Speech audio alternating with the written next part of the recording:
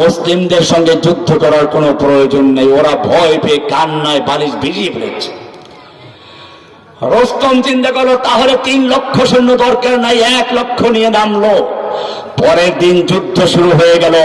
যুদ্ধ যখন শুরু হয়ে গেল দেখলো যেই সৈনিকদের ব্যাপারে বলা হয়েছিল ভয়ে কান্নাকাটি করছে, এক একজন যোদ্ধা যুদ্ধের ময়দানে এমন দুর্ধর্ষ যোদ্ধা ওদের হাজার হাজার সৈন্যকে একের পিঁপড়ার মতো সবগুলো কতল করে কাতার স্তূপ করে দিচ্ছে। যেদিকে যাচ্ছে লাইন পরিষ্কার হয়ে যাচ্ছে।